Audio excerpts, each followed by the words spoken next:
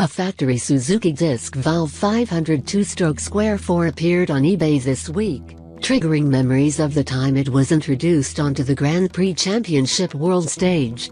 The year was 1982, and everything was, as usual, changing with dizzying speed.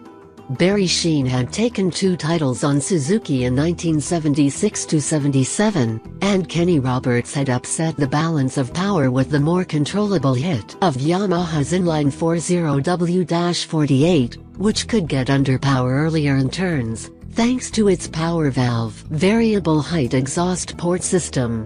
3 titles for King Kenny, 1978–79, and single quote 80. Suzuki came back with a power softening system of its own, plus 10 more horsepower for good measure. Have a look at videos from this era, smoke shot from rear tires as bikes snap sideways, catapulting their riders like rag dolls, whirling arms and legs. These were the final days of bias construction tires, and Marco Lucchinelli's 1981 strategy was to ride easy the first 7–10 laps, letting the others spin, smoke, and slither their rubber into gripless gum. Then he would move up inexorably. Yamaha had fought back with their own disc valve square 4, the Violent 0W-54, which boosted power by another 15 horsepower. That power usually beat the tire before it could beat the field, ending Kenny's reign. Lucky was champion.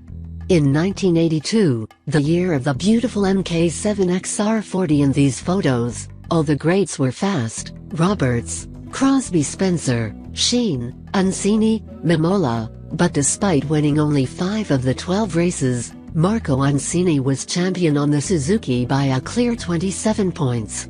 Dominance at last? Who could know that the combination of rising square 4 power and falling bias tire durability had made 500 GP racing vulnerable to a lighter, less powerful bike that could get more life from its tires? Freddie Spencer, riding a corner speed style on the underpowered Honda NS Triple, showed that the day of the disc valve square 4 was done. He was 1983's 500cc champion.